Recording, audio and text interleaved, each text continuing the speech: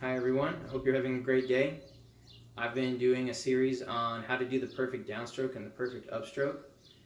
If you haven't watched the other videos in this series, go ahead and go back and check them out just so you have some background on how to really play well, and some fallacies and some details on how your body actually works so that you can execute the perfect downstroke and the perfect upstroke. And everybody is just really going for it. Oh!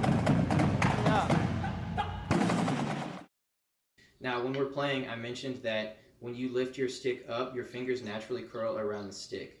And that's really convenient for playing in a relaxed manner.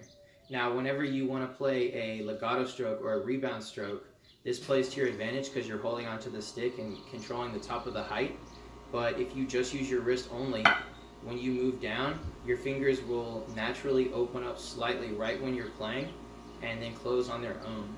Now, you should not take your fingers off the stick at all, and you should not try to control your fingers at all. They'll naturally do this on their own just by you staying relaxed and using your wrist. So this allows you to get a good quality sound with complete control over the stick, including the heights of the stick. Now, when you go to play a downstroke, the important thing to think about is just to think about staying relaxed and letting all the weight of your arm and your hand to transfer into the drum without adding any additional force. So if you take your hand, shake it out, and just drop it onto the pad, you can really feel the heaviness that's available to you, and you can think of all that as sound quality. So if you're holding onto the stick and you are, when you bring the stick up, if you stay relaxed and keep holding onto the stick, all that sound quality that's in the stick and in your hand will transfer into the drum.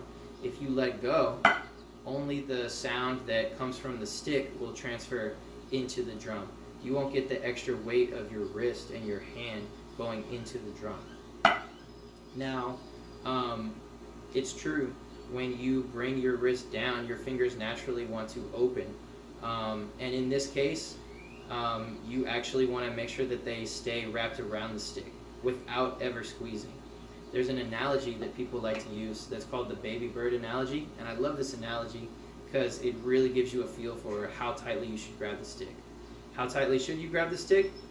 Treat the stick like a baby bird that you found in your backyard or wherever you may be, and you just caught that bird. You have to hold it firmly enough that it doesn't fly away, but not so tightly that you hurt it. So it's basically you're holding on to that baby bird, or in this case, the drumstick, to where you're in complete contact with it, but you're not actually squeezing it in any way, shape, or form whatsoever. And that's actually the perfect grip for playing downstrokes. You don't let go, you don't let your fingers come off the stick in any way, but you don't squeeze them in any way either. They're just there in contact with the stick.